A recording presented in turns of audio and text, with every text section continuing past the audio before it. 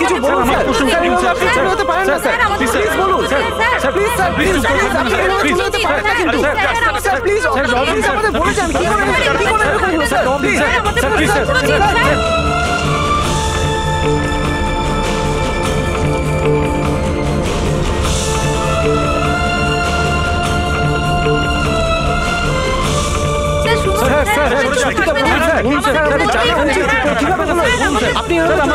আপনি please please please থাকবেন না স্যার।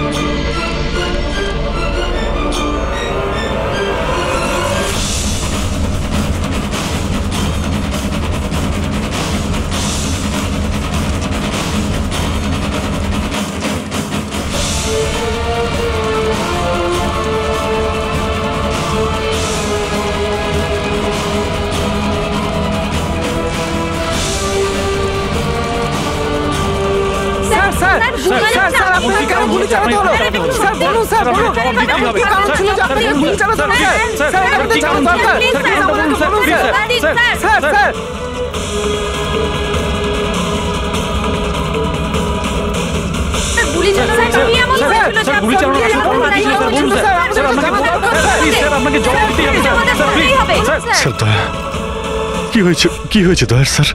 এরা বলছে যে আমি নাকি ওকে গুলি করেছি। ওরা মিথ্যে বলছে, আমি জানি যে দয়া।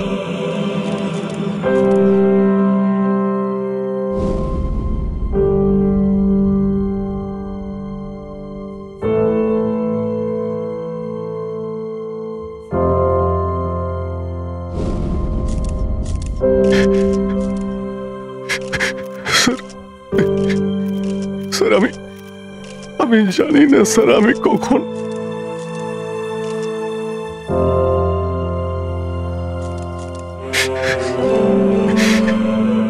দয়া।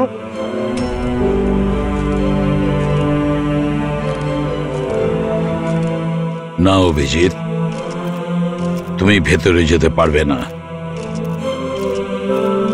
তুমি দয়ার প্রাণ নিয়েছো, তোমাকে আমরা গ্রেপ্তার করছি।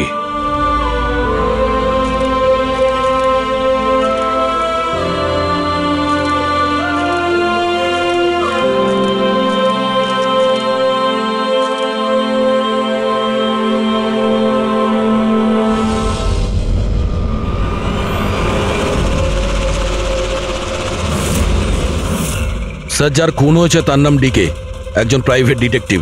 ওর কাজের লোক লাশটা দেখেছে সকালে।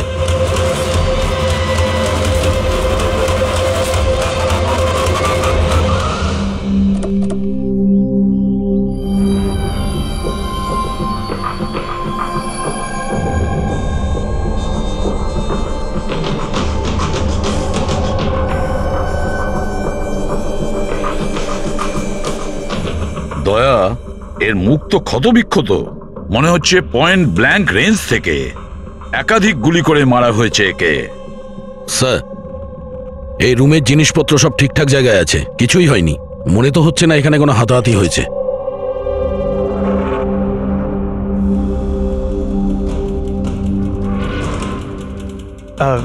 স্যার স্যার এই কাভার্ড আর লকার তো খোলা আছে, আর সব জিনিসপত্র নিজের জায়গায় আছে। দেখে তো মনে হচ্ছে যে কেউ এতে হাতই দেয়নি।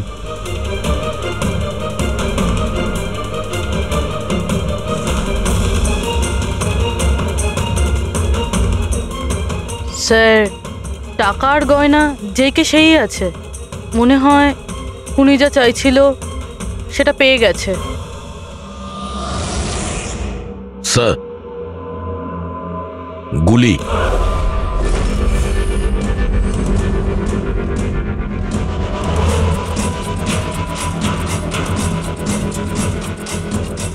3টে গুলি চলেছে দয়া।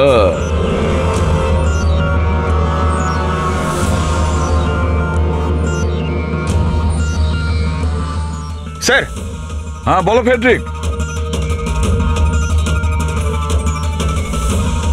স্যার, এই জানলাটার কাঁচ সরানো হয়েছে, তার মানে খুনি এখান থেকেই পালিয়েছে। হ্যাঁ,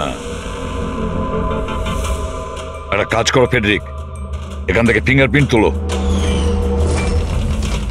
স্যার। হ্যাঁ দয়া। হ্যাঁ, ডিকের মোবাইল ফোনটা দেখুন স্যার। মরার আগে ডিকে কোনো সঞ্জয়কে 3বার কল করেছে। সঞ্জয়? ওই সঞ্জয়কে আপনি চেনেন? না সাহেব। রাত 1টা থেকে 2:30-এর মধ্যে 3বার। সঞ্জয়ের ডিটেল বের করো স্যার। আর হ্যাঁ দয়া, অভিজিৎ তো এখনো এলো না, তুমি ওকে ফোন করে বলনি এখানে আসতে ক্রাইম সিনে?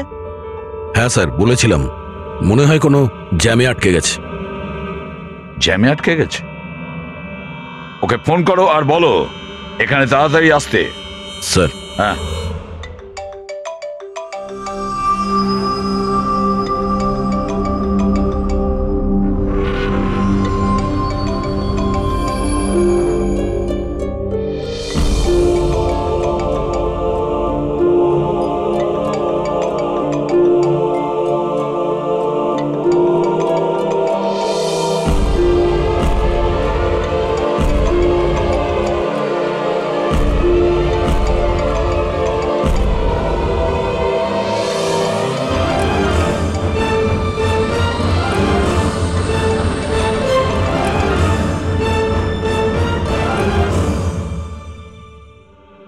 হ্যাঁ দয়া, অভিজিৎ কি বলছে, কোথায় ও?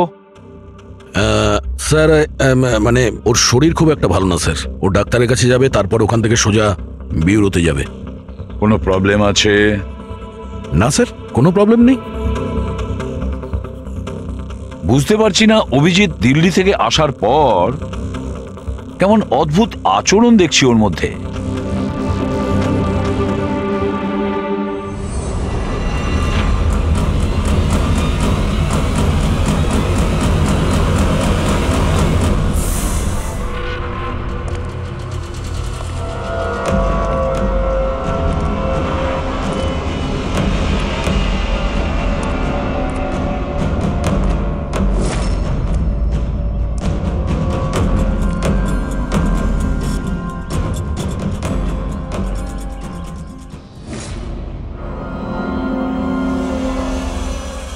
তোমার আমার সাহায্যের দরকার।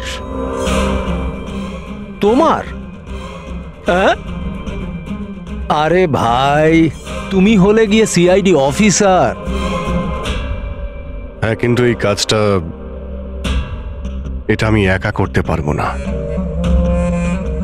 চলো ঠিক আছে, তোমাকে সাহায্য করব, এতে আর কি আছে। চলো চা তো খাওয়া যাক। আরে না, ঠিক আছে, আমি আমি ঠিক আছি। আই মিন, দেখ চেতন, এই কাজটা না, এই ব্যাপারে যেন কেউ কিছু না জানে, বিশেষ করে আমার টিম। আরে এটা আবার কি কথা বলছো? আমরা এতদিনের পুরনো বন্ধু, এইটুকু বিশ্বাস করতে পারছো না? হ্যাঁ বলো কি করতে হবে?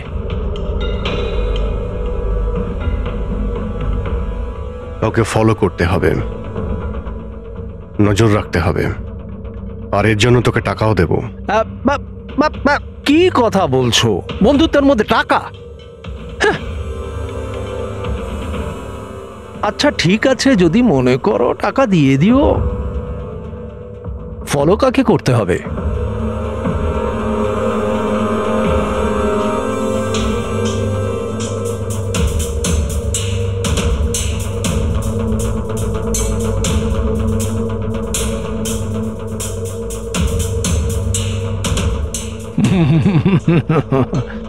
অভিজিৎ, মনে হচ্ছে তুমি ভুল করে ভুল ছবি দিয়ে দিয়েছো।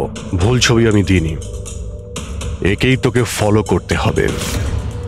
এ কোথায় যায়, কি করে, কার সঙ্গে দেখা করে, সবকিছু রাত 10টা থেকে সকাল 6টা পর্যন্ত। আর প্লিজ কোনো প্রশ্ন করবি না, যা বলেছি তাই করবি, ব্যাস। ওকে ওকে।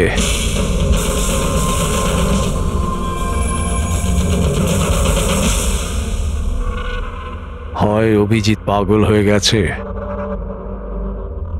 না হলে বিরাট বড় কোনো গেম চলছে।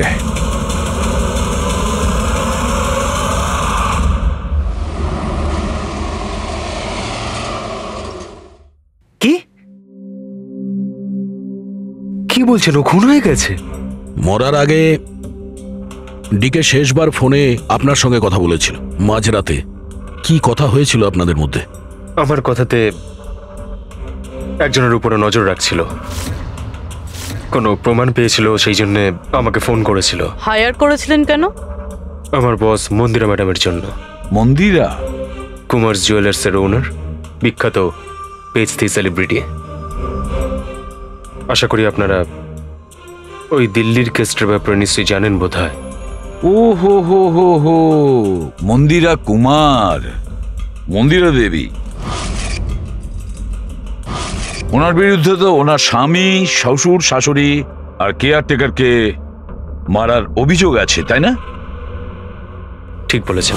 কিন্তু সঠিক প্রমাণ না থাকার কারণে কোর্ট মন্দিরা দেবীকে ছেড়ে দেয়। আর তার কিছুদিন বাদেই মন্দিরা দেবীর পার্সোনাল অ্যাসিস্ট্যান্ট ঈশানা আত্মহত্যা করে নেয়।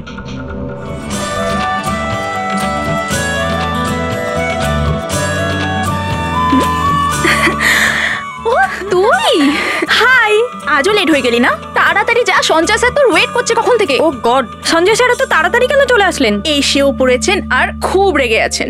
মাই গড, তুই আমার ব্যাগটা সামলা, আমি এক্ষুনি আসছি।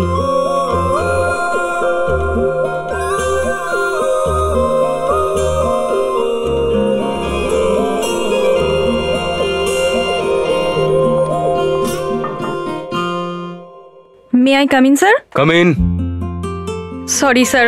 Sorry. I'm so sorry, sir. কটা বাজে বলো তো তুমি? এটা কোনো অফিসে আসার টাইম হলো? স্যার ট্রাফিক খুব বেশি ছিল। কি ট্রাফিকের কথা বলছো তুমি? রোজ একই কথা বলে যাও তুমি। হ্যাঁ, এই অফিসের বাকি লোকজনও তো ওই ট্রাফিক পেরিয়ে আসে, তাই না? হ্যাঁ বলো কুমার। না 30শে ডিসেম্বরের আগে কিচ্ছু করা সম্ভব না। আরে তুমি তো এটা জানো যে 30শে ডিসেম্বরে মন্দিরা ম্যাডামের একটা ইভেন্ট রয়েছে মুম্বাইতে, তার আগে কিছুই করা সম্ভব নয়। হ্যাঁ হ্যাঁ,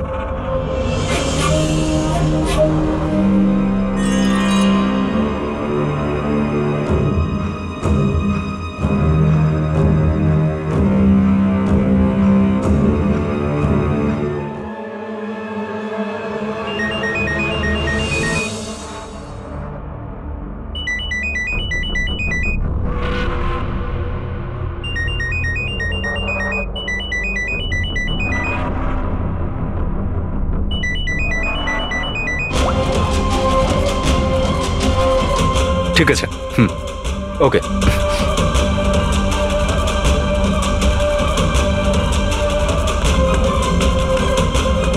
কি হলো? হ্যাঁ, কি হয়েছে? কি বাইরে ওভাবে কি দেখছো?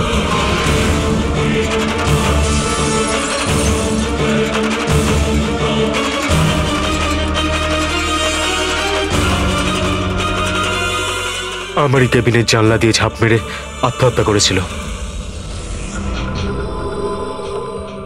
আত্মহত্যা কেন করেছিল সেটা কেউ জানে না। আচ্ছা, মন্দিরা দেবী ডিকে কে কার ওপর কড়া নজর রাখতে বলেছিলেন? ওনার প্রাণ সংশয় রয়েছে। ডিকে সেটাই খোঁজ করার চেষ্টা করছিল। প্রাণের ভয় কার থেকে? আসলে কোর্ট থেকে ছাড়া পাওয়ার পরে কেউ ম্যাডামকে হুমকি দিচ্ছিল। আচ্ছা, শুধু ওই হুমকিটা ফোনেই কি? হ্যাঁ, ফোনের মধ্যেই অচেনা নাম্বার থেকে আর টাইপ করা চিঠি পাঠিয়ে। আসলে ম্যাডাম পুলিশের চক্করে দ্বিতীয়বার পড়তে চাননি, সেই জন্য ডিকে কে হায়ার করেছিলেন উনি। তো কিছু জানতে পেরেছে ডিকে? ওর হাতে কিছু প্রমাণ তো এসেছিল, কিন্তু ও সেটা পেন ড্রাইভে সেভ করে রেখেছিল। ওই পেন ড্রাইভটাও আমাকে দিতে চেয়েছিল, সেই জন্যই দিল্লি থেকে মুম্বাই এসেছিলাম আমি। কিন্তু ডিকের বাড়িতে ওর লকারটা খোলা ছিল। আচ্ছা, ওই লকার থেকে পেন ড্রাইভটা চুরি হয়ে যায়নি তো? হতে পারে দয়া। ওর বাড়িতে আমরা একটা ল্যাপটপও পেয়েছি স্যার, হয়তো ওর থেকে কিছু জানা যাবে। মন্দির এটা কি করে করতে পারলো? পুরো অ্যাকাউন্টটাই বন্ধ করে দিল। নিজেকে কি মনে করেন উনি? সবকিছু কি ওনার ইচ্ছা মতো হবে নাকি? এনারা কারা? সিআইডি। আমরা ওই মানে সঞ্জীবের সঙ্গে দেখা করতে এসেছি। আপনারা দুজন কে? স্যার ইনি কায়রা, মিস্টার কুমার, মন্দিরা ম্যাডামের মেয়ে। ও স্যার, আর ইনি ম্যাডামের রিলেটিভ মিস্টার সুবীর। আমরা মন্দিরা ম্যাডাম আর ওর ফ্যামিলির সঙ্গে কবে দেখা করতে পারবো? কারণ ওদের প্রাণ রক্ষা করার দায়িত্ব এখন আমাদের ওপর। ইনফ্যাক্ট মন্দিরা ম্যাডাম, কায়রার কাকাতো দাদা শেখর আর ওনার স্ত্রী সবাই আজ রাতেই আসছেন। 30শে ডিসেম্বর কুমার্স জুয়েলার্সের একটা বড় চ্যারিটি ইভেন্ট রয়েছে, তাতে পার্টিসিপেট করার জন্য। তাহলে ঠিক আছে, কালকে সকালেই দেখা হবে।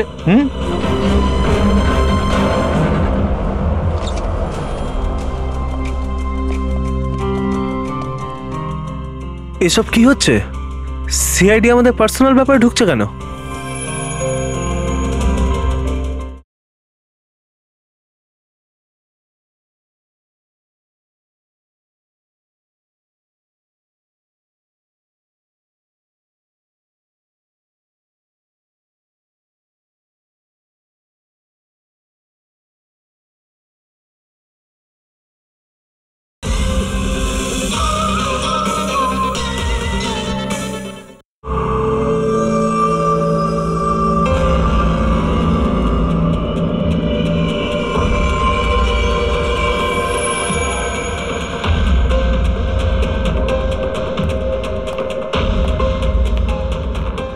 Good morning sir. Good morning. Hello sir, এখন কেমন আছেন আপনি? Murder investigation sir, private detective ডিকের স্যার, বাড়িতেই মারা গেছে স্যার। এটা পুরো কেস ফাইল স্যার।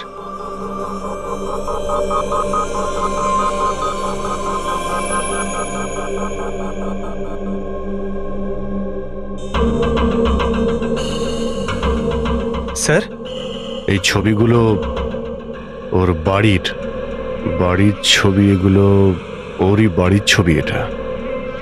আর এখানেই ওর মার্ডার হয়েছে, তাই না?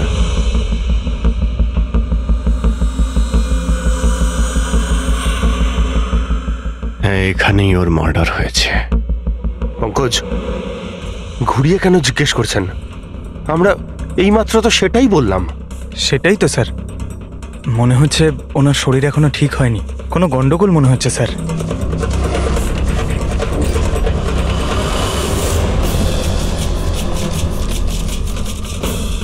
অভিজিৎ,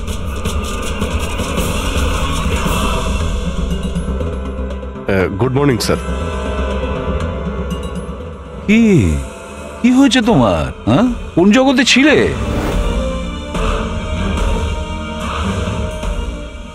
অভিজিৎ, তোমার শরীর খারাপ ছিল না? তাহলে ডক্টরের কাছে যাওয়ার কথা ছিল, এখানে কেন? হ্যাঁ হ্যাঁ স্যার, ওই কিছুদিন ধরেই শরীরটা ভালো নেই স্যার, কিন্তু এখন ঠিক আছে। I am better now. Yeah, গোলমাল চলছে।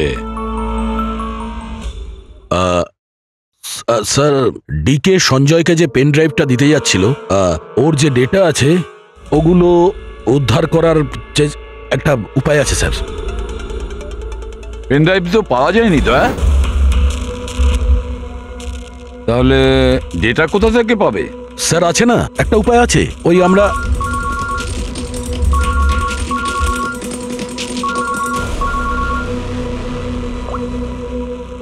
হ্যাঁ বলো সলুকে। হ্যাঁ,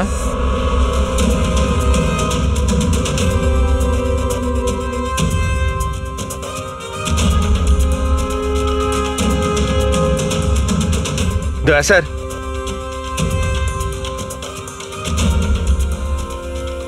স্যার অভিজিৎ স্যারের শরীর এখনো ঠিক মনে হচ্ছে না। কেন? স্যার, ওনাকে কেসের ব্যাপারে বোঝাচ্ছিলাম, কিন্তু উনি আমাদের কথা শুনছিলেনই না, খুব বেখেয়ালি ছিলেন স্যার। ফ্রেডি স্যার মন্দিরের ব্যাপারে সব ডিটেলস বের করতে হবে। নিউজ পেপারে, টিভিতে যাই এসেছে সব।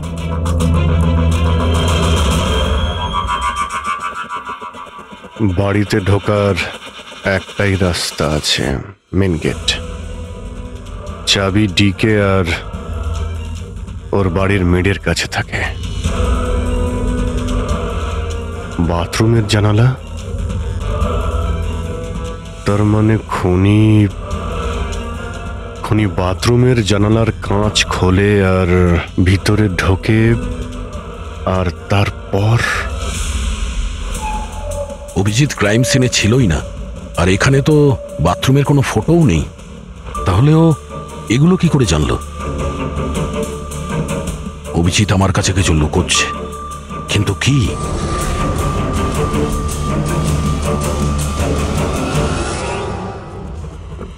ডিকের কম্পিউটার থেকে যে ডেটাগুলো ডিলিট হয়েছে সেটা ওর অনলাইন অ্যাকাউন্ট থেকে বের করা যেতে পারে। বাস একবার এই পাসওয়ার্ডটা ম্যাচ হয়ে যাক।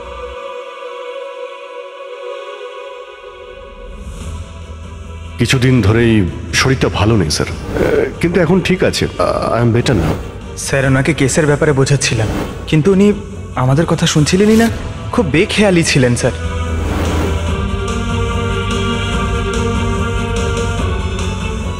Yes sir, sir password match হয়ে গেছে।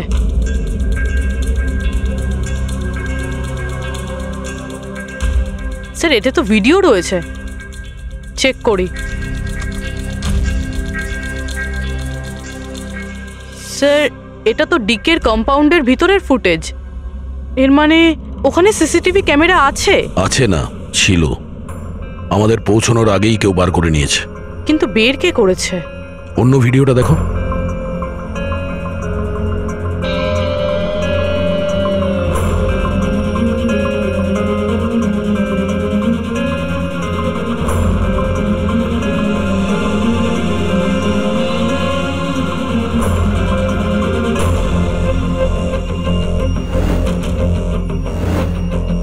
এটা কি করে সম্ভব?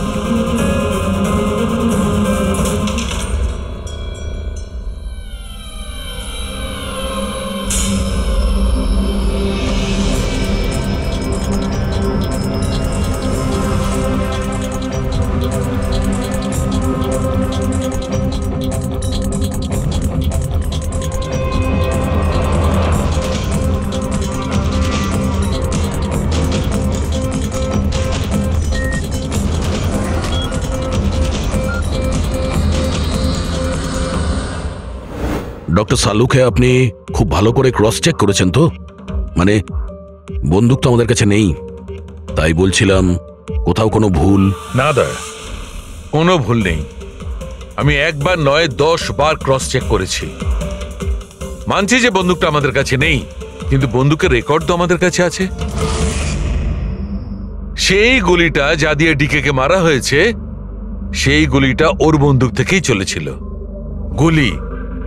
গুলির প্যাটার্ন, গুলির উপর লেগে থাকা চিহ্ন, সবকিছু এইটাই প্রমাণ করছে যে সেটা অভিজিতেরই বন্দুক। স্যার গুলি অভিজিতের বন্দুক থেকে চলেছে, কিন্তু তার মানে তো এটা নয় যে অভিজিৎ গুলিটা চালিয়েছে। এক্স্যাক্টলি স্যার, সেই কারণে আমি এই কথা এসিপি স্যারকে বলিনি, শুধুমাত্র আপনাদের সঙ্গে কথা বলেছি, যাতে আমি এই মামলা সুরাহা করতে পারি। কি তুমি এই কথাটা এসিপি কে জানাওনি? কি বলবো স্যার, কি বলবো ওনাকে? যেখানে আমার বিশ্বাস হচ্ছে না, তাহলে ওনাকে কি বলবো? তুমি যদি এই কথাটা বিশ্বাসই না করবে, তাহলে ফোন করে আমাকে কেন জিজ্ঞেস করেছিলে?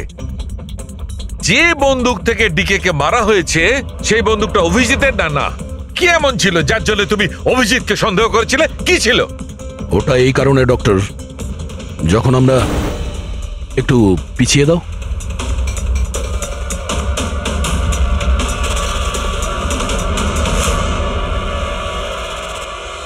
অভিজিৎ ডিকের বাড়িতে,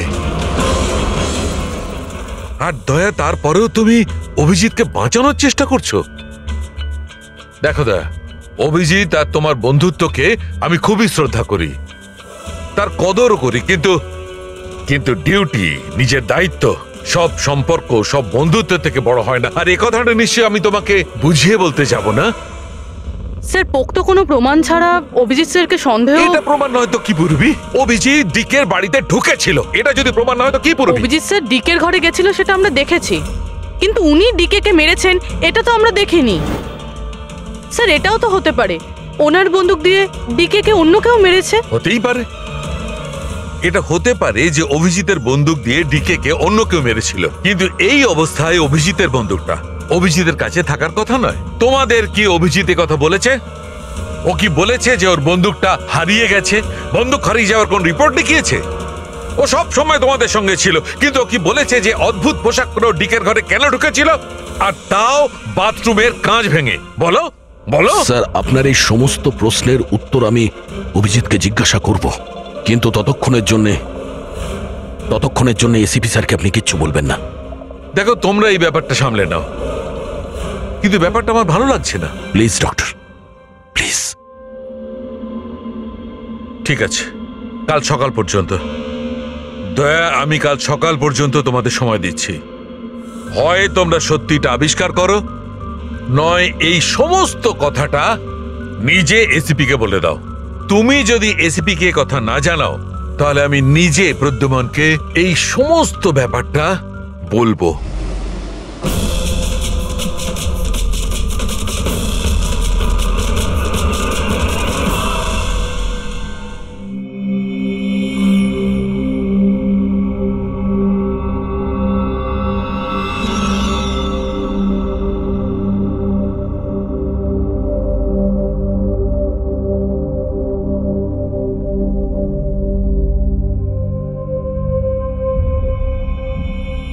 আধ ঘন্টার বেশি হয়ে গেল, 10টা থেকে 10:30 হয়ে গেল, এখনো আসেনি।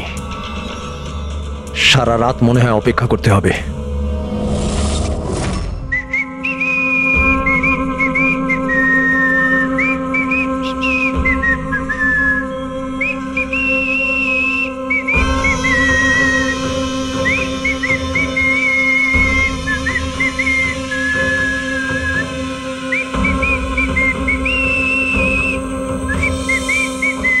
ভুল ছবি আমি দিইনি, একেই তোকে ফলো করতে হবে।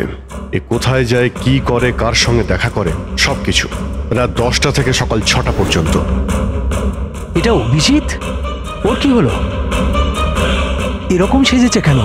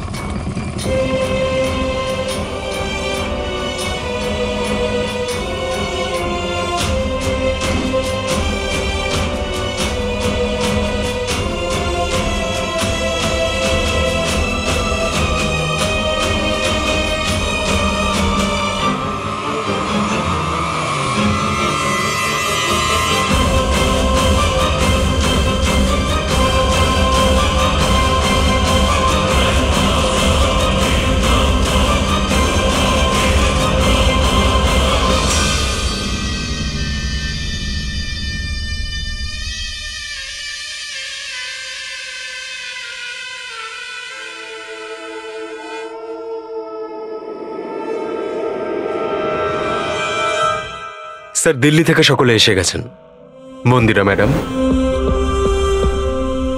আমারা মন্দিরা ম্যাডামের দাওরের বউ, কায়রা মন্দিরা ম্যাডামের সৎ মেয়ে, সুবীর মন্দিরা ম্যাডামের বোনজি, শেখর মন্দিরা ম্যাডামের দেওরের ছেলে। আসুন ম্যাডাম, এনারা সিআইডি থেকে এসেছেন।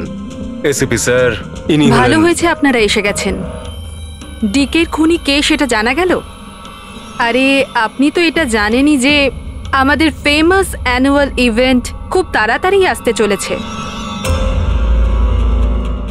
আই হোপ যে আপনি আমার সিকিউরিটির সব ব্যবস্থাই করে রেখেছেন। দেখুন, আপনি আমাকে ভুল ভাববেন না, কিন্তু আমি কোনো চান্স নিতে চাইছি না অ্যাকচুয়ালি। এই ইভেন্টটা আমার কাছে খুব বেশি ইম্পর্ট্যান্ট, কিন্তু আমার প্রাণের থেকে বেশি নয়। আপনি কি মনে করেন আপনি আমাকে সিকিউর রাখতে সক্ষম হবেন? আর ডিকের কেসটায় কিরকম কি প্রগ্রেস হলো? আসল খুনির ব্যাপারে কিছু জানা গেল? ওসব আপনার জানার দরকার নেই মন্দিরা দেবী। মেইন হলো আপনার নিরাপত্তা, সেটা দায়িত্ব আমাদের। কি চমৎকার! বৌদি, আপনার ভয় লাগছে মন্দিরা দেবীর, যাকে আইনও কিছু করতে পারলো না? মানতে হবে তাকে যে আপনাকে ভয় পাইয়ে দিয়েছে। মনে হয় ও জানে না ইনার ব্যাপারে, যে ইনি কি কি করতে পারেন। আপনিও কি মনে করেন আমি আমার স্বামী আর বাকি সবাইকে মেরে ফেলেছি? দেখুন, আপনার বিরুদ্ধে যে অভিযোগই থাকুক না কেন, সেটাতে আমাদের কিছু যায় আসে না। কোর্ট আপনাকে রায় দিয়েছে, আর আমরা কোর্টের রায়কে যথেষ্ট সম্মান করি। আপনি শুধু এটা বলুন, আপনি কাকে সন্দেহ করেন? কে এমন আছে যে আপনাকে মারতে চায়? সন্দেহ? হ্যাঁ, সন্দেহ। না না না, আমি কাউকেই সন্দেহ করছি না। বরং আমার এটা পুরো বিশ্বাস যে আমি মারা যাওয়ার পরে এরা সবাই খুব খুশি হবে। আর আমাকে মেরে ফেলার ষড়যন্ত্রেও এদের মধ্যেই কারো হাত আছে। And I am very sure যে ঈশানার আত্মহত্যাতেও এদের মধ্যেই একজনের হাত আছে। এবার আপনিই বলুন, এত ভালো প্রিয় আত্মীয় পরিজনরা থাকতে আমার শত্রুর কি দরকার? মম প্লিজ, তুমি আবার এই নিজের ইমোশনাল ড্রামাটা শুরু করো না। এখানে কোনো ক্রিমিনাল নেই যে তোমাকে মারতে চায়। রাইট। নিজেকে নির্দোষ ভাবা আর অন্যকে দোষী মনে করাটা, এটা তো বৌদির পুরনো অভ্যেস। আই সোয়ার, আমি তো এই গল্পটাকে বিশ্বাসই করি না। কে মারতে চায় তোমায়? আর কারা হুমকি দিচ্ছে? কোথায় আছে সে হুমকি দেওয়া লেটারগুলো? হ্যাঁ মন্দিরা দেবী, সেটা কোথায়? ওটা আমার মনে নেই, আমি ফেলে দিয়েছি। সি, আই নিউ যে তুমি এটাই বলবে। So convenient. ব্যাস, অনেক হয়েছে। আপনারা একে অপরকে দোষারোপ করা বন্ধ করুন। তবে একটা কথা খুব ভালো করে মনে রাখবেন, আমরা সবাইকে সন্দেহ করি। তাই সবাইকে বলছি, তার মানে হলো আপনাদের সবাইকে সন্দেহ করি, আপনাদের সবাইকে। আর একটা কথা, আমাদের পারমিশন ছাড়া আপনারা এই শহর ছেড়ে যেতে পারবেন না। কেউ শহর ছেড়ে যাবেন না। আর যদি দরকার পড়ে আমরা দ্বিতীয়বার তাকে ডেকে নেব। Thank you very much. Thank you.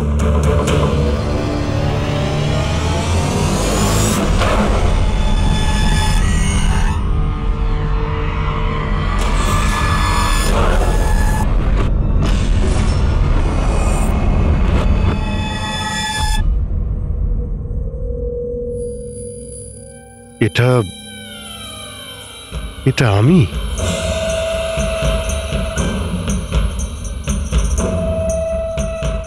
এই পোশাক পরে ঘুরছিলাম?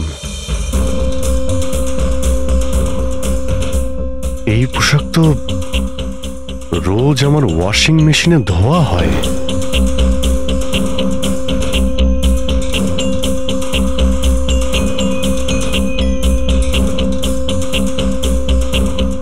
আর এই জুতো, এগুলো এত নোংরা যেন আমি পরেছি। কিন্তু আমার মনেই নেই যে এই পোশাক আমি কখন পরেছি। সত্যি আমার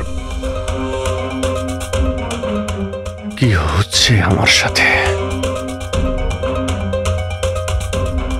এই গাড়িতে কে আছে? হ্যাঁ, কার সঙ্গে আমি কথা বলছিলাম? না, আমি দেখিনি। তুমি কথা বলছো, তুমি সেটা জানবে।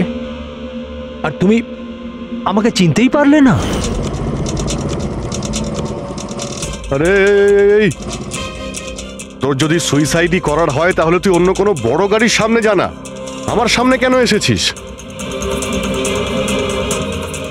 কিভাবে কথা বলছো? এরকম সেজে ঘুরছো কেন তুমি?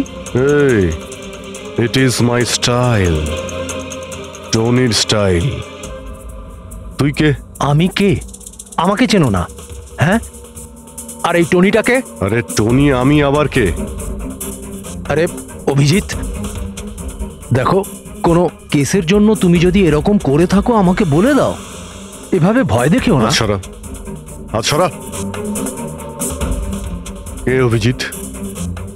কিসের কেস? আর তুই কি বলছিস কিছুই আমার মাথায় ঢুকছে না। আমার নাম হলো টনি। টনি, টনির সঙ্গে পাঙ্গা নিবি না, বুঝেছিস? সরে যা আর আমাকে যেতে দে। চল।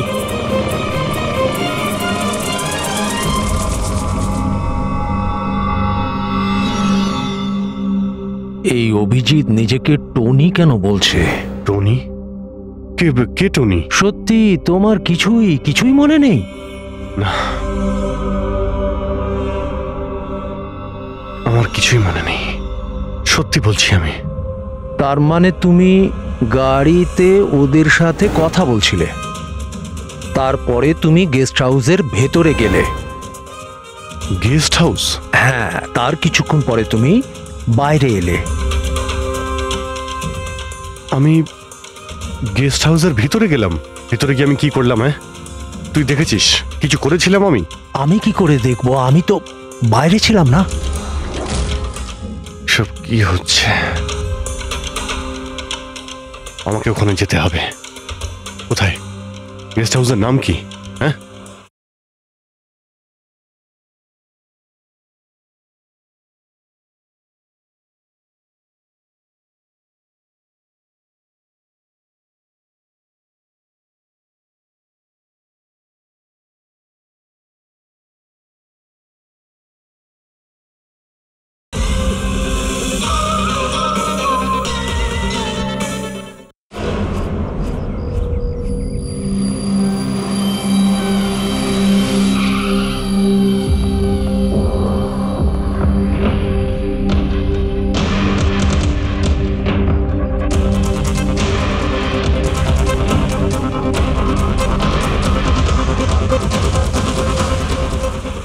স্যার, রক্ত।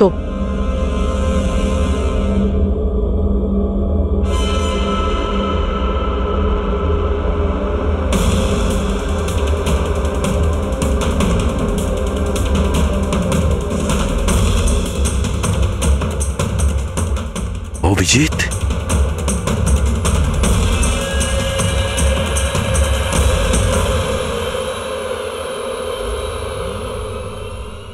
দয়া, তুমি এখানে? তোমার ফোন ট্র্যাক করে, আর এই প্রশ্ন তো আমিও তোমাকে করছি অভিজিৎ, তুমি এখানে কি করছো?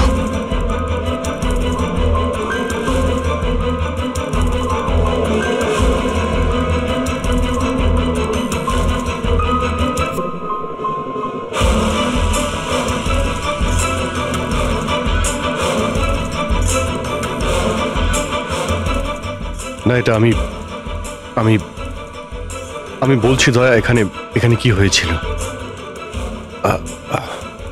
অভিজিৎ, এখানে কি হয়েছে ওটা তো আমি দেখছি, তুমি বলো কে করেছে এটা? হ্যাঁ, তো তুমি এদের দুজনকে মেরেছো? আমি? অভিজিৎ, তোমাকে কিছু জিজ্ঞাসা করলাম, তুমি মেরেছো এদের? স্যার স্যার স্যার, আপনি অভিজিৎ স্যারকে দোষ দিচ্ছেন। আমার দোষ দেওয়ার কোনো ইচ্ছা নেই পুরবী, তুমি নিজে দেখছো না এখানে দুটো লাশ পড়ে আছে, রক্তে ভেসে গেছে, আর সিআইডি অফিসার অভিজিৎ লাশের মধ্যে থেকে এই ব্যাচটা তুলছে, বা এটা বলতে পারো প্রমাণ চুরি করছে। অভিজিৎ, আমি তোমাকে আবার জিজ্ঞাসা করছি, তোমার সাথে অপরাধীদের মতো ব্যবহার করতে আমাকে বাধ্য করো না। কি করবো দয়া, আমি কি বলবো? যদি আমি বলি যে এই কাজটা আমি করিনি, তুমি মানবে? যদি বলি যে আমি জানি না যে আমি করেছি নাকি করিনি, আই নো আমি ভুলভাল বলছি, কিন্তু কিন্তু তোমরা তো আমাকে চেনো। অভিজিৎ, আমার সামনে যে প্রমাণগুলো পড়ে আছে ওগুলো দেখে আমরা কিছু বলতে পারবো না। আমাকে আমার ডিউটি করতে হবে।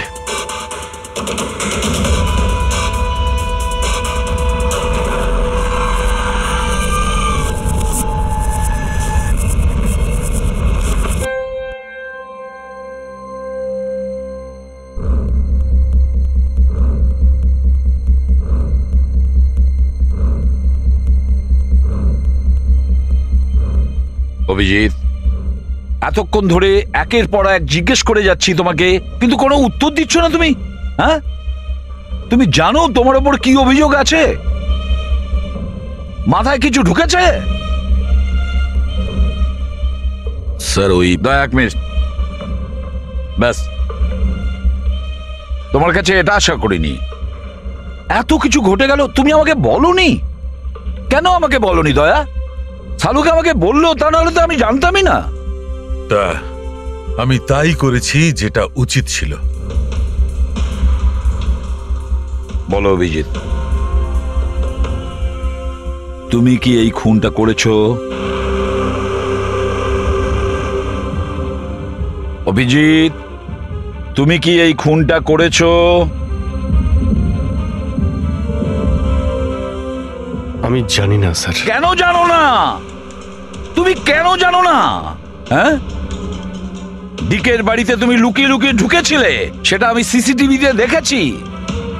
ওই লাশগুলোর পাশে তুমি দাঁড়িয়েছিলে। এই দয়া তোমাকে এখানে ধরে নিয়ে এসেছে। ডিকে আর বডিগার্ডের উপরে যে গুলিটা চলেছে, সেটা তোমার গান থেকে চলেছে, ওই গান থেকে চালানো হয়েছে।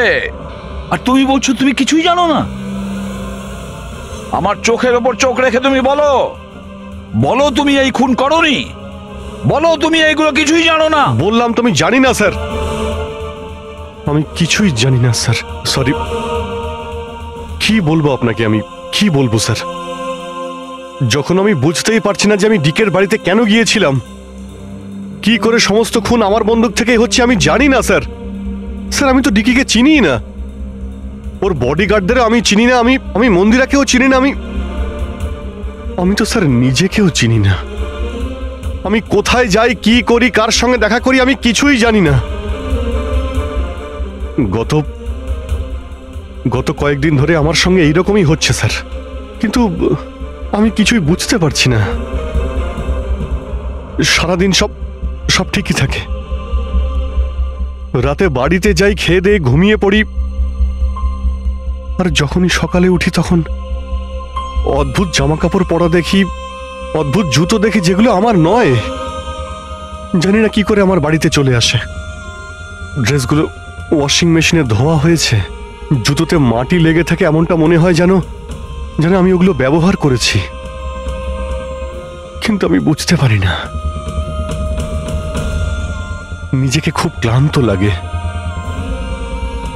এমন মনে হয় যেন আমি সারা রাত জেগেছিলাম, অথচ আমি কি করেছি আমার কিছুই মনে থাকে না। মনে হয় প্রতিদিন আমার 6 থেকে 7 ঘন্টা হারিয়ে যাচ্ছে, যার ব্যাপারে আমি কিছুই জানি না। আপনি বলছেন আমি ডিকের বাড়িতে গিয়েছিলাম, হতে পারে, কিন্তু আমি জানি না। আমি ডিকে আর ওর বডিগার্ডদের মেরেছি কিনা আমি জানি না। আমি মন্দিরাকে মারার চেষ্টা করেছি সেটাও আমি জানি না। আমি কি করেছি, কেন করেছি, আমি কি করতে চলেছি, আমি কিছুই জানি না স্যার, আমি কিছুই জানি না।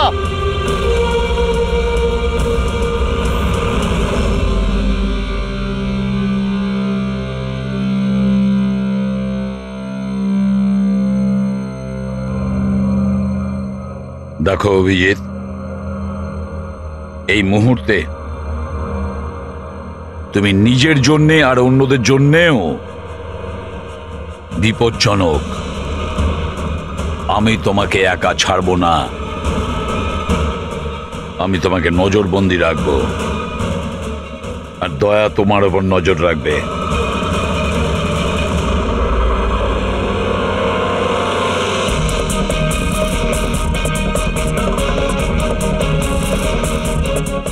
দয়া, একটা কথা ভালো করে মনে রাখবে, তুমি নিজের বন্ধুর ওপর নয়, বরং একজন অপরাধী খুনির ওপর নজর রাখবে, এমন একজন লোক যে মানসিক ভারসাম্য হারিয়েছে।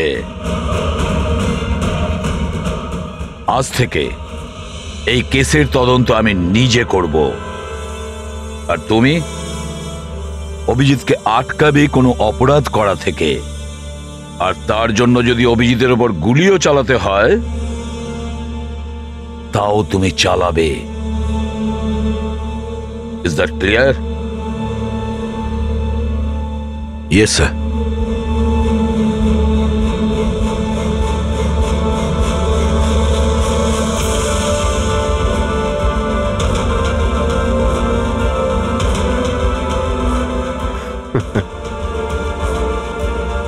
হাত করা পড়িয়ে দাও ভাই। শুনলে তো, মানসিক অবস্থা ঠিক নেই আমার। কখন কি করে বসি কিছুই জানি না। আটকাও আমায়, আমার হাতে আরো একটা অপরাধ হওয়ার আগে। আটকাও আমায় ভাই। আপনাদের অফিসার, আপনাদের সিনিয়র সিআইডি অফিসার আমারই প্রাণের পিছনে পড়ে রয়েছে, আর উনি তাদেরকেও মেরে ফেলেছেন যারা আমার সিকিউরিটিতে ছিল। আর আপনি নিশ্চিন্ত হয়ে বলছেন ভয় পাওয়ার কোনো কারণ নেই। ও আপনারই চোখের সামনে সবাইকে মেরে ফেলছে, তা সত্ত্বেও আপনি বলে যাচ্ছেন যে ভয় পাওয়ার কোনো কারণ নেই। আশ্চর্য! আপনি শুধু এটা বলুন, আমি আপনাদেরকে আর কি করে বিশ্বাস করব? আজ আপনাদের একজন অফিসার সিরিয়াল কিলার বেরিয়েছে, কাল আবার অন্য কেউ বেরিয়ে আসবে। মন্দিরা দেবী, অনেক হয়েছে, অনেক কথা বলে ফেলেছেন। আমাদের ইন্সপেক্টর অভিজিৎ একজন সৎ এবং সাহসী অফিসার। নিজের দেশকে রক্ষা করার জন্য, সাধারণ মানুষের রক্ষা করার জন্য নিজের প্রাণও দিতে পারে। সে কোনোদিন খুনি হতে পারে না। হ্যাঁ, ওর বিরুদ্ধে অভিযোগ আছে, তিনটে খুনের অভিযোগ আছে। আপাতত এটা প্রমাণিত হয়েছে যে অভিজিৎ নিজের মানসিক ভারসাম্য হারিয়েছে। ও কি করছে ওর মনেই থাকে না, কার সঙ্গে দেখা করছে, কি বলছে, আর যখন নর্মাল হয়ে যায় কিছুই মনে থাকে না। তার মানে এই নয় যে ও একজন খুনি। আমি জোর দিয়ে বলতে পারি যে আপনার জীবন বিপন্ন, আর তাও আপনার এই আত্মীয় স্বজনদের কারণে। এক্সকিউজ মি, সব প্রমাণ আপনাদের অফিসারের বিরুদ্ধে পাওয়া গেছে, আর সন্দেহ আপনারা আমাদেরকে করছেন? হ্যাঁ, আমি সবাইকে সন্দেহ করছি। উনি তো আপনারই অফিসার, আপনি তো ওকেই বাঁচাবেন। এই তিনটে খুনই কিন্তু ইন্সপেক্টর অভিজিতের গান থেকে চলা গুলিতেই হয়েছে। আর আপনি বলতে চাইছেন যে এই কাজটা আমাদের মধ্যে কেউ করে থাকতে পারে? আরে আমাদের কাছে আপনার ওই অফিসারের গানটা কোথা থেকে আসবে? শেখর বাবু,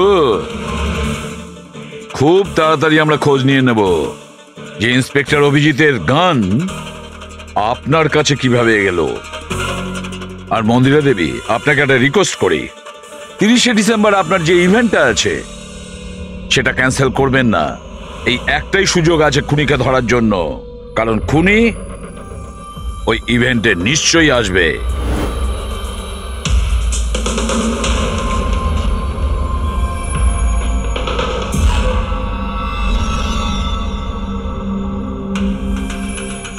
স্যার স্যার হ্যাঁ সঞ্জয়, কি হচ্ছে? স্যার, আপনি অভিজিৎ স্যারের ব্যাপারে কিছু বলছিলেন যে ওনার ভিতরে অন্য একজনের প্রতিফলন ঘটে, স্মৃতিশক্তি ওনার, মানে উনি আগের দিন রাতের কথা মনে করতে পারেন না। হ্যাঁ, তো ঠিক এরকমই, এক্স্যাক্টলি এরকমই অন্য আরেকজনের সাথেও হয়েছিল। কার সঙ্গে বলুন? স্যার, ঈশানা। ঈশানা? যেদিনও আত্মহত্যা করেছিল তার কিছুদিন আগে থেকেই একদম এরকমই আচরণ করতে শুরু করেছিল। কি অদ্ভুত রকম হয়ে গিয়েছিল, অন্য মনস্ক থাকতো। যেদিন আত্মহত্যা করেছিল তার কিছুদিন আগে থেকেই একটা অদ্ভুত রিংটোন সেট করেছিল নিজের ফোনে, আর তারপর সেই দিন হঠাৎ করে ওই রিংটোনটা বাজতে শুরু করলো। আর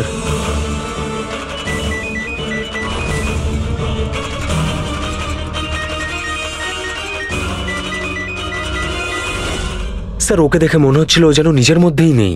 স্যার, অভিজিৎ স্যারও তো দিল্লি থেকে ফেরার পর এইভাবেই বিহেভ করছে। হ্যাঁ, ঈশানা, অভিজিৎ, দিল্লি, এই তিনটের কোনো না কোনো কানেকশন আছে, নিশ্চয়ই কোনো গোলমাল আছে, কিছু না কিছু আছে।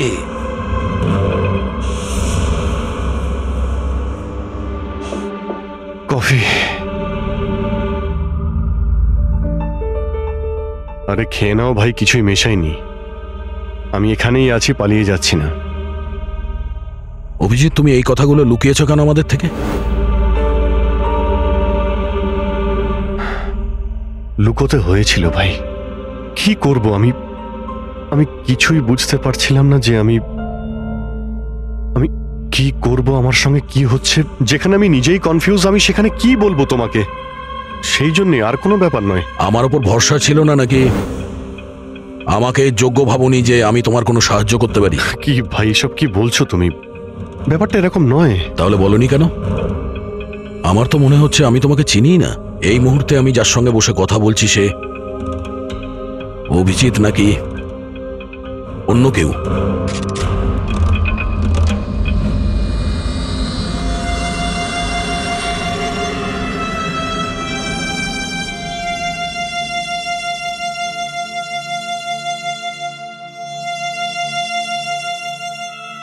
আমি তোমার কোনো ক্ষতি করব না। অভিজিৎ হই বা টনি, স্বপ্নেও তোমার কোনো ক্ষতি করব না।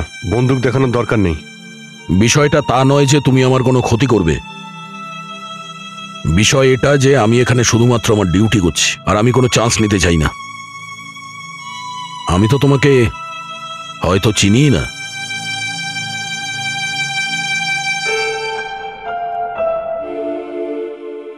ঠিক আছে, তুমি যখন বুঝতেই পারছো না আর কি বলবো।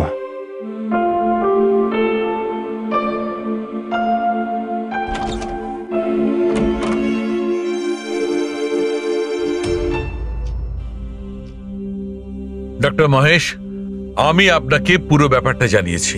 এবার আপনি বলুন আপনার কি মনে হচ্ছে? দেখুন, এক্ষুনি আপনারা যেটা বললেন যে এই অভিজিৎ আর ঈশানার ব্যাপারে, এটার থেকে তো একটা ব্যাপার একদম পরিষ্কার যে দুজনের কন্ডিশনই একদম সমান।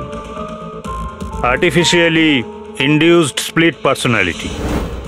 এটাকে যদি সোজা ভাষায় আপনাদের বোঝাই তাহলে এই কন্ডিশনে পেশেন্টের মস্তিষ্কে তার এই নিজের ব্যক্তিত্ব ছাড়াও অন্য আরও একটা ব্যক্তিত্ব প্ল্যান্ট করা হয়, যেটা কোনো বিশেষ কারো আদেশ বা নির্দেশ অনুযায়ী চলাচল করে। আর এটাকে এমনভাবে সেট করা হয় যাতে ওই ব্যক্তিত্ব বিশেষ ধার্য করা সময়ে বিশেষ ধরনের ট্রিগার পেলে ওই ব্যক্তিত্বকে সম্পূর্ণ প্রভাবিত করে। আর যতক্ষণ এই প্রভাব চলতে থাকে সে পুরনো ব্যক্তিত্বের বিষয়ে না তো কিছু জানতে পারে আর না তার সেই পুরনো ব্যক্তিত্ব সম্বন্ধে কিছু স্মরণে থাকে। এটা হলো মানুষের মস্তিষ্ক। এই মস্তিষ্কের দুটো ভাগ রয়েছে। সচেতন মস্তিষ্ক মানে কনসাস স্টেট অফ মাইন্ড, যার মধ্যে আমরা এখন আছি। অচেতন মস্তিষ্ক মানে semi conscious state of mind, মানে যখন আমরা ঘুমিয়ে থাকি তখন সক্রিয় হয়। আর কখনো কখনো জেগে থাকার সময়ও কোনো নেশার বা কোনো ওষুধের প্রভাবেও আমাদের অচেতন মস্তিষ্ক সক্রিয় হয়ে ওঠে। সচেত আর অচেত দুটো অবস্থাতেই মস্তিষ্ক ভিন্ন ভিন্ন কাজ করে, কিন্তু এই অবস্থাতে দুটো মস্তিষ্কই যা চিন্তা করে, কোনো কথা বা কোনো স্মৃতি সব সেভ করে নেয়। সচেত মস্তিষ্কের মধ্যে সেভ করা কথাবার্তা আমাদের অনেক বছর ধরে মনে থাকে, কিন্তু অচেত মস্তিষ্কে সেভ করা কথাবার্তা আমাদের মনেই থাকে না। ডক্টর মহেশ, এটা একটা হিপনোটাইজার মতো সম্মোহন, যাতে মানুষের মস্তিষ্ককে পুরো কন্ট্রোল করে যা কিছু করানো যায় রোবটের মতো, আর পরে কোনো বিশেষ আওয়াজ করে ওই সম্মোহনটাকে ভেঙে দেওয়া যায়। মানুষের কিছুই মনে থাকে না। না না না ডক্টর সালুকে, সম্মোহন একদম আলাদা প্রক্রিয়া। সম্মোহন অবস্থায় আপনি মানুষকে ততক্ষণই কন্ট্রোল করতে পারেন যতক্ষণ সে সম্মোহিত আছে। সম্মোহিত অবস্থা থেকে একবার বেরিয়ে আসার পর তাকে আবার সম্মোহিত করতে হয়। এখানে ব্যাপারটাই পুরো আলাদা। এখানে মানুষের মস্তিষ্কে একটা ঘটনা যা আদৌ ঘটেইনি, একটা ব্যক্তি যার কোনো অস্তিত্বই নেই, তাকে ওই মানুষের মস্তিষ্কের ভিতরেই প্ল্যান্ট করা হয়। তার মস্তিষ্কে এই কথাটাই ফিট করা হয়।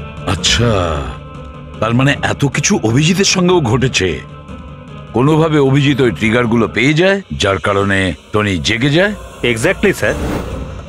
রাতে অভিজিৎ ঘুমিয়ে পড়ার পর নিশ্চয়ই কোনো না কোনো আওয়াজ শুনতে পায়, যেটা ওই টনির জন্য একটা ট্রিগারও হতে পারে।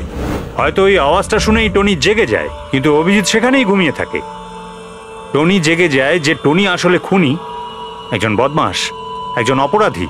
আর অভিজিৎ যাদেরকে চেনে ও তাদের কাউকেই চেনে না।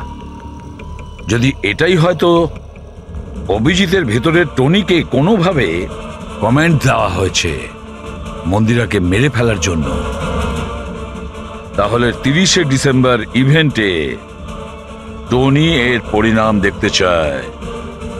মন্দিরাকে মেরে ফেলার চেষ্টা করবে 2 দিন পরেই, 30শে ডিসেম্বর।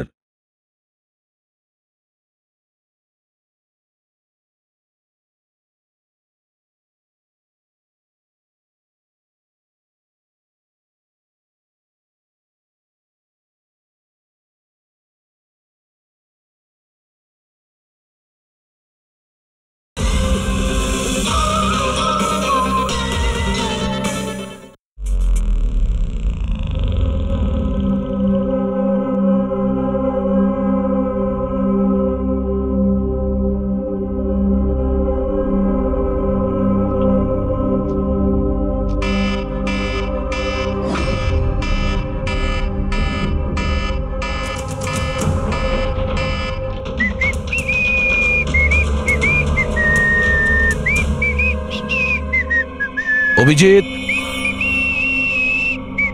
অভিজিৎ, কোথায় তুমি?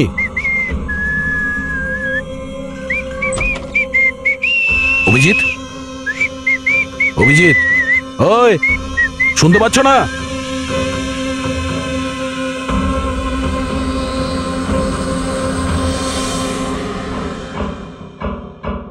কে রে তুই? তুই আমার বাড়িতে কি করছিস? অভিজিৎ, টনি, তুমি এখান থেকে পালাতে পারবে না। তুমি এখানে নজরবন্দি আছো, এই ঘরের ভেতরেই থাকতে হবে, বুঝেছো? টনিকে তার কাজ করতে দে। যদি আমার রাস্তাতে বাধা দিস তাহলে জীবনটাও হারাবি তুই। চল এবার যেতে দে। বাড়ির বাইরে না, ভেতরে। হাত সরা, হাত সরা। তোকে তো বললাম যে আমাকে তুই বাধা দিস না। আমার মাথা গরম করিস না। আমার কাজের সময় কেউ বাধা দিতে পারবে না আমায়। চল। টনি, তুমি কোথাও যাবে না, এখানে, এখানেই থাকবে তুমি, বুঝেছো? কি বললি? টনির গায়ে হাত তুললি তুই? টনির গায়ে হাত তুললি তুই? অভিজিৎ, অভিজিৎ, অভিজিৎ,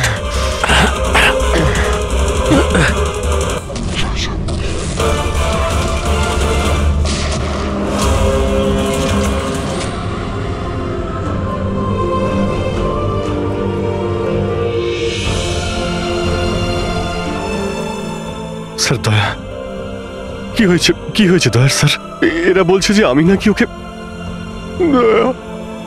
না অভিজিৎ, তুমি ভেতরে যেতে পারবে না। তুমি দয়ার প্রাণ নিয়েছো, তোমাকে আমরা গ্রেপ্তার করছি।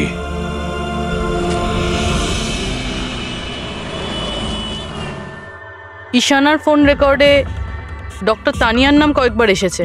আপনাদের মধ্যে কেউ চেনে ডক্টর তানিয়াকে? আত্মহত্যা করার আগে উনি ডক্টর তানিয়ার সাথে দেখা করেছিলেন কি? এই ডক্টর তানিয়া কোনো ডেন্টিস্ট নয় তো?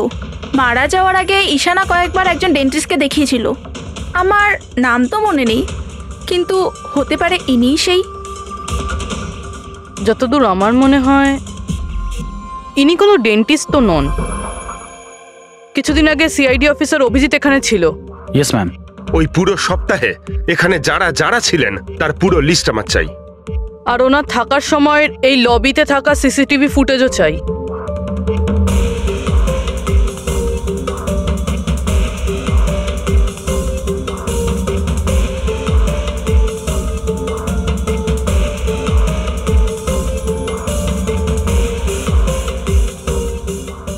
এক মিনিট পজ করুন।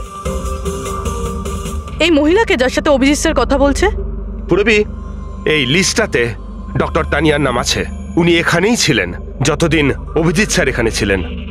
মনে হচ্ছে ওই মহিলাই। কি নাম এই মহিলার? ম্যাম, ডক্টর তানিয়া সপ্তাহখানেক ধরে এখানেই ছিলেন। স্যার, এই তানিয়ার সাথে দেখা করতেই হবে। স্যার, তানিয়া মুম্বাইয়ের প্যারাডাইস হোটেলে রয়েছে।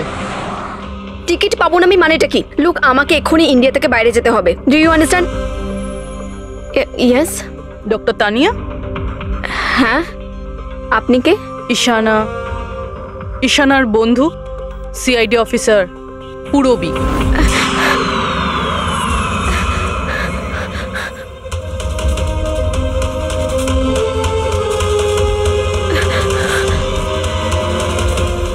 পালানো অত সহজ নয়। কোথায় পালাচ্ছেন তানিয়া দেবী? কি কি চানটা কি আপনারা? অভিজিতের সঙ্গে কি করেছেন আপনি?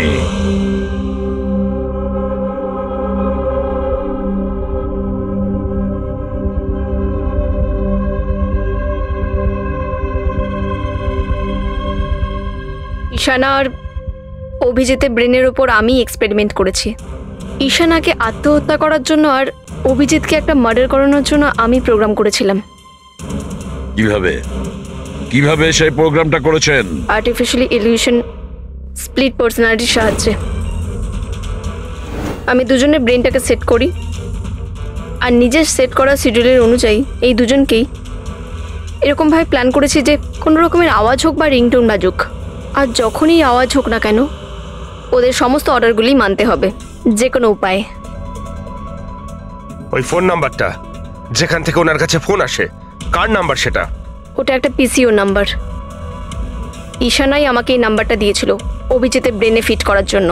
কি বললেন আপনি? কি বললেন আপনি? অভিজিৎকে এসব করার জন্য ঈশানা আপনাকে বলেছে? হ্যাঁ। আর ঈশানা যে আত্মহত্যা করেছে সেটা কি? সেটার কারণ কি?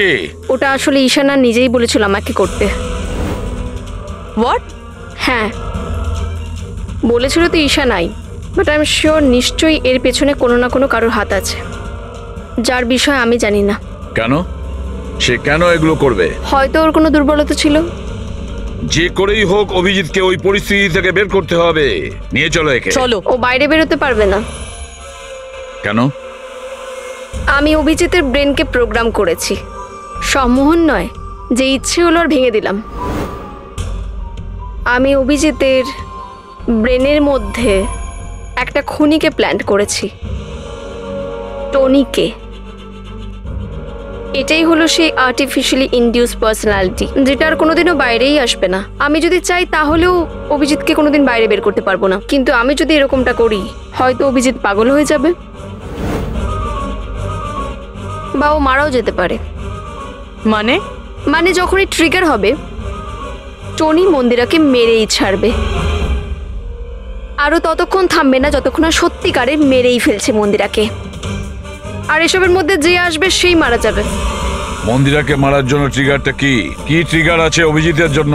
ঈশানার কেসে ট্রিগার ছিল একটা রিংটোন, আর অভিজিতের কেসে ট্রিগার হলো একটা রিমাইন্ডার টোন, একটা বিশেষ ধরনের বিপ, যেটা আমি অভিজিতের মোবাইলে সেট করে দিয়েছি। হ্যাঁ, অভিজিৎ মন্দিরাকে কিভাবে মারবে?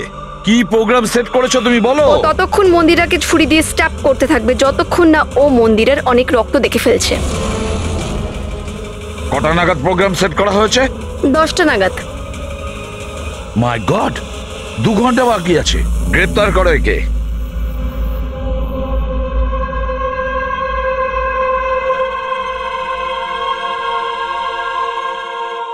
জীবনে কখনো ভাবিনি স্যার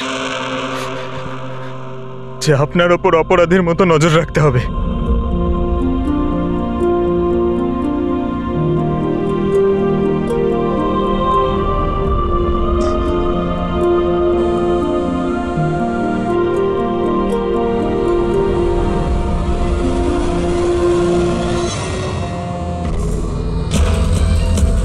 পঙ্কজ, ড্যাম ইট, ফোনটা ধরো।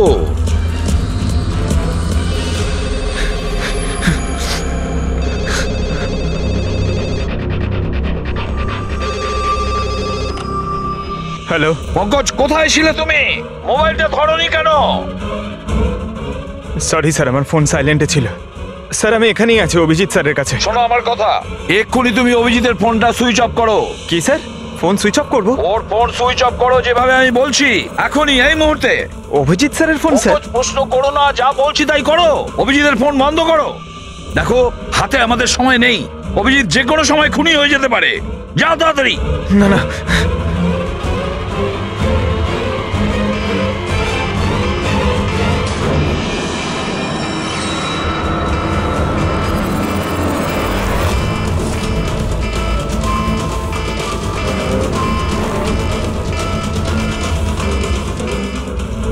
ভিজে গেল, কি করি?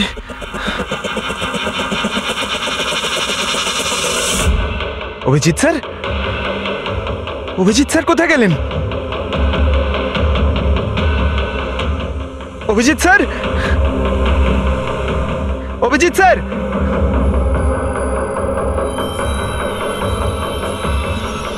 স্যার! তুই আমাকে আটকে রাখবি? হ্যাঁ, আমাকে আটকে রাখবি তুই? টনিকে? হ্যাঁ, টনি আর টনির কাজের মাঝে যে আসবে তাকে মরতে হবে, মরতে হবে তাকে।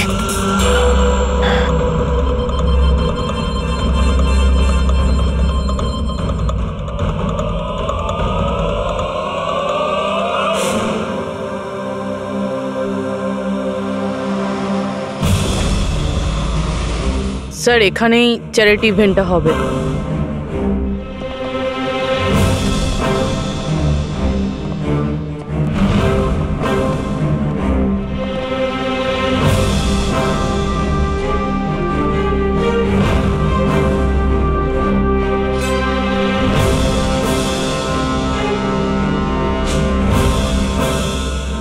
আপনারা এখানেই দাঁড়ান প্লিজ।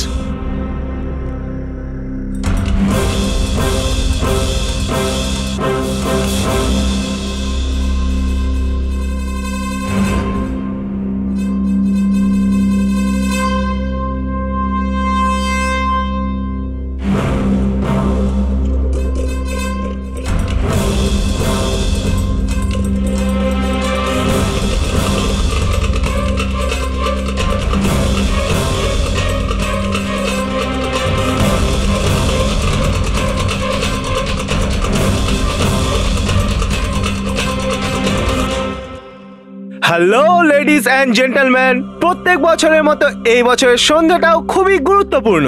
কারণ হলো মন্দিরা জুয়েলার্স অ্যানুয়াল চ্যারিটি ইভেন্টের জমা করা সম্পূর্ণ টাকাটা দিল্লি ও মুম্বাইয়ের বিভিন্ন অনাথ আশ্রম আর বৃদ্ধাশ্রমগুলিতে দেওয়া হবে।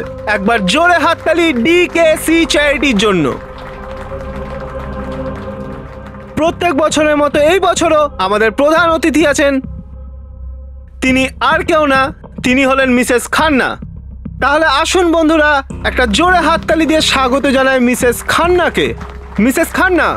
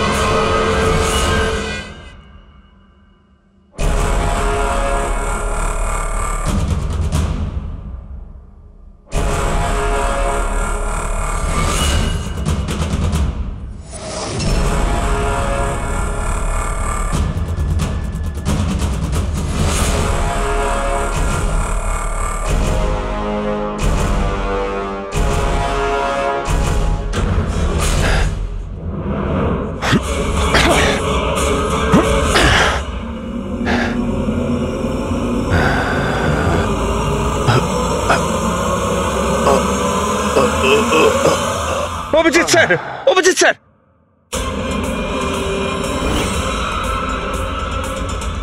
স্যার, স্যার,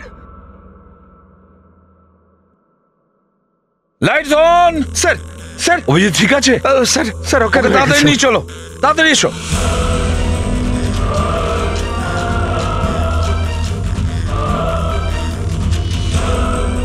দরজা খুলুন।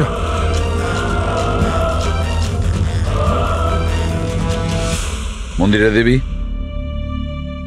টনি তার মিশন কমপ্লিট করেছে, মন্দিরা দেবীকে মারার। আর আমাদেরকে ভরসা করার জন্য আপনাকে অসংখ্য ধন্যবাদ। আপনারা সবাই আমাকে এখানে আনলেন কেন? আমার তো এখন স্টেজে থাকা উচিত। ম্যাডাম, আমাদের একটা প্ল্যান আছে। প্ল্যান? রবি,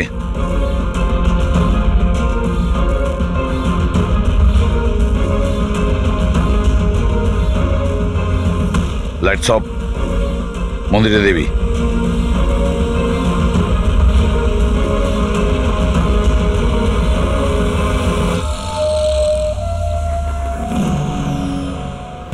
আর আপনার প্রশংসা না করে পারছি না।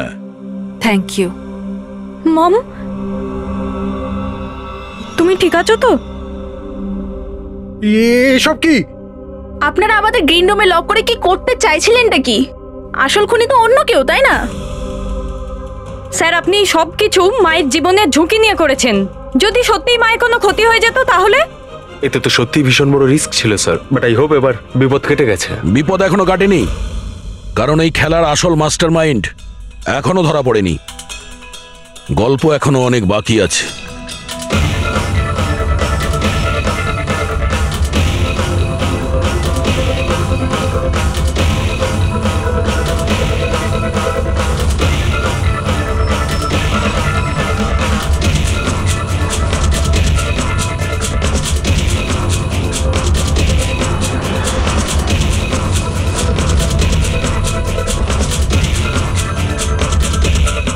কি হলো? আমাকে দেখে ভালো লাগলো না? কখনো কখনো খুনি পর্যন্ত পৌঁছানোর জন্য আমাদের অ্যাক্টিং করতে হয়। তার মানে ওনার মৃত্যুর খবরটা নাটক ছিল? আমার মৃত্যুতে খুনি খুব খুশি হয়েছিল যে ও জিতে গেছে, আর ওই সুযোগটাই আমরা কাজে লাগিয়েছি। আমরা মন্দিরা দেবীকে বাঁচানোর চেষ্টা করছিলাম, আর দয়া মাস্টার মাইন্ডের পিছনে লেগেছিল। কিন্তু আসল মাস্টার মাইন্ডটা কে?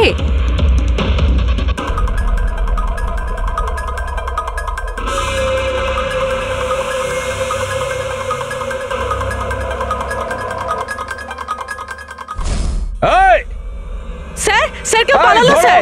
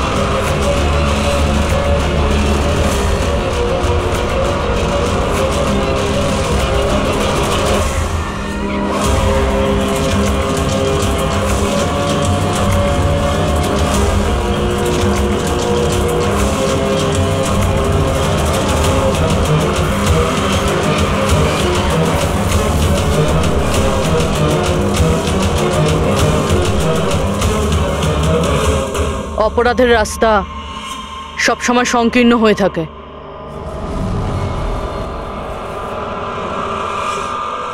তুমি এটাই ভাবছো যে আমরা কি করে জানলাম যে তুমি খুন করেছো? আমরা তো এটা জানতাম যে এই মাস্টার মাইন্ড মন্দিরা দেবীর নিজেরই কোনো লোক। তাই আমার মৃত্যুর পরে আমি সব থেকে আগে এটা খোঁজ নিয়েছি যে আপনাদের মধ্যে কে সে যে অভিজিৎকে চিনতো বা দেখা করেছেন। তারপরে আমার মনে এলো যে ক্রাইম ব্রাঞ্চের সেমিনারের জন্য অভিজিৎ দিল্লি গিয়েছিল। ওই সেমিনারে আসা লোকেদের লিস্ট যখন আমি দেখলাম তখন জানলাম যে কায়রাও গিয়েছিল। ক্রিমিনাল সাইকোলজির স্টুডেন্ট কায়রা। আর তানিয়াকে জিজ্ঞাসাবাদ করার পরে আমরা জানতে পারলাম যে ঈশানাই এই সমস্ত কাজ করতে বলেছে। ওই সময় ঈশানার মা সরকারি হাসপাতালে অ্যাডমিট ছিলেন, আর তার কিছুক্ষণের মধ্যেই ঈশানার মাকে বেসরকারি হাসপাতালে যেখানে অ্যাডমিট করা হয়েছিল সেখানকার পুরো খরচ মিস কায়রা করেছিল।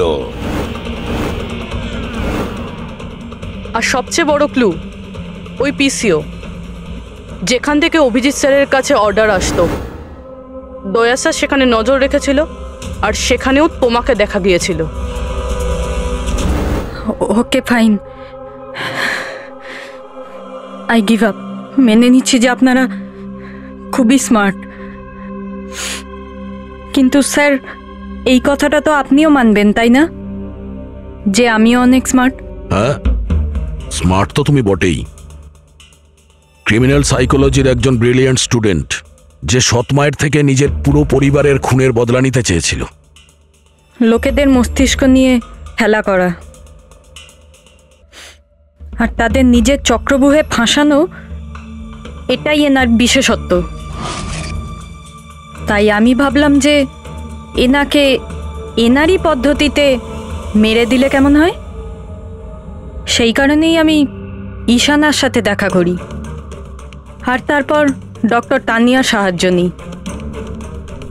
She was mad, she wanted to do an experiment. তারপর আমি ঈশানাকে অনেক বুঝিয়েছি, অনেক বোঝানোর পরে শি ওয়াজ রেডি। ওই এক্সপেরিমেন্ট নিজের উপর করায়, কিন্তু somehow I was never convinced. আমি সবসময় কনফিউজ ছিলাম যে ওই এক্সপেরিমেন্টটা করতে পারবে না। আর ঠিক ওই সময় আমার সাথে দিল্লিতে অভিজিতের দেখা হয়, আর ওনার সাথে দেখা হওয়ার পর আমি ভাবলাম যে এত সৎ আর ভালো অফিসার থাকা সত্ত্বেও এই এক্সপেরিমেন্ট অন্য কেউ কেন করবে। তারপর আমি আর ডক্টর তানিয়া অভিজিৎকে ব্যবহার করি,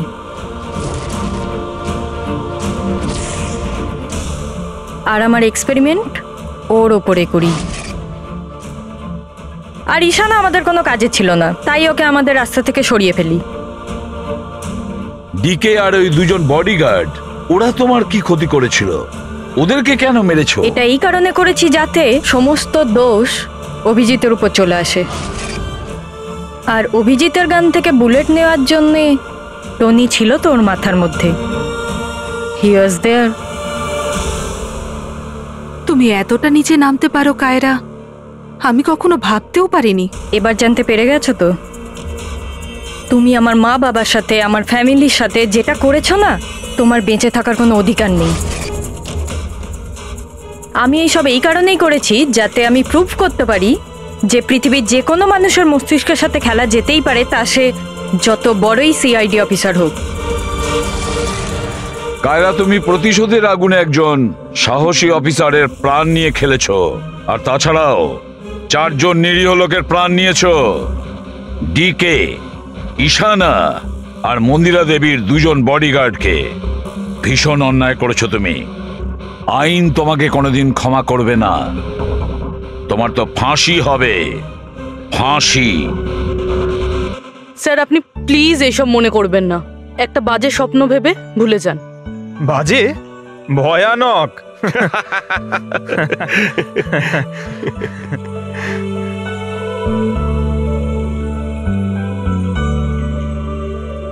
বস, হ্যাঁ বলো সালুকে, বলো। কেস তো সলভ হলো?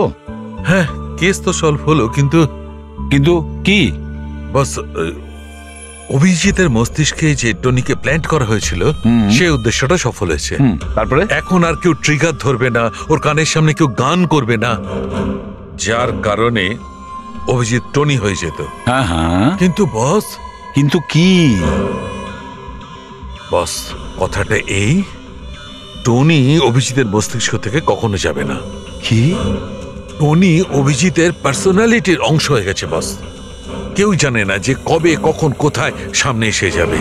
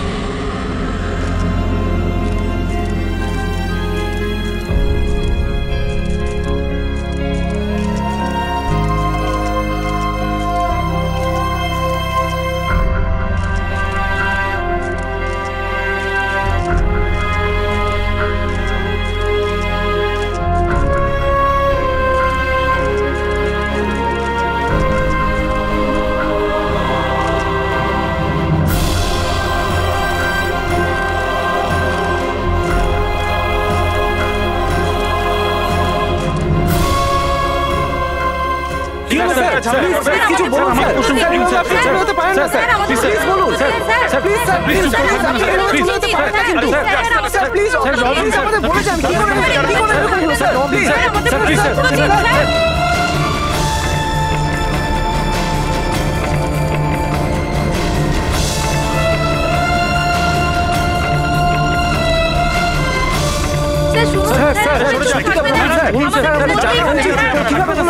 আপনি প্লিজ প্লিজ প্লিজ থাকবেন না স্যার।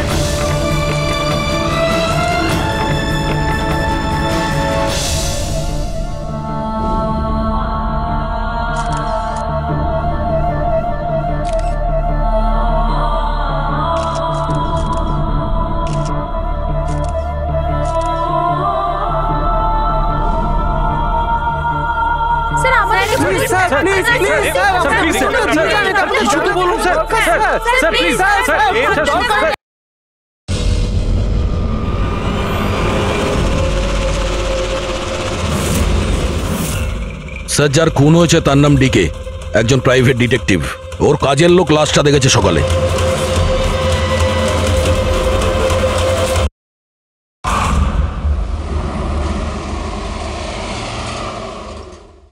কি কি বলছেন? ও খুন হয়ে গেছে?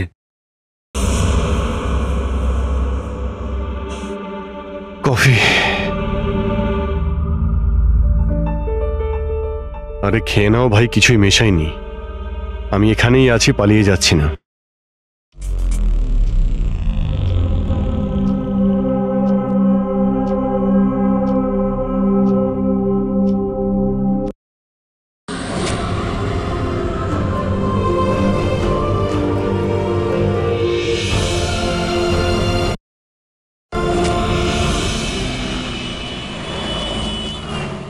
ঈশানার ফোন রেকর্ডে ডক্টর তানিয়ার নাম কয়েকবার এসেছে। আপনাদের মধ্যে কেউ চেনে ডক্টর তানিয়াকে? আত্মহত্যা করার আগে কিছুদিন আগে সিআইডি অফিসার অভিজিৎ এখানে ছিল। Yes ma'am. ওই পুরো সপ্তাহে? স্যার, তানিয়া মুম্বাইয়ের প্যারাডাইস হোটেলে রয়েছে। টিকিট পাবো না আমি, মানেটা কি? ঈশানাকে আত্মহত্যা করার জন্য আর অভিজিৎকে একটা মার্ডার করানোর জন্য আমি প্রোগ্রাম করেছিলাম।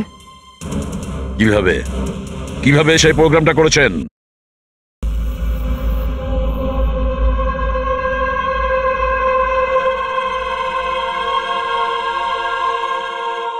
জীবনে কখনো ভাবিনি স্যার যে আপনার ওপর অপরাধীর মতো নজর রাখতে হবে।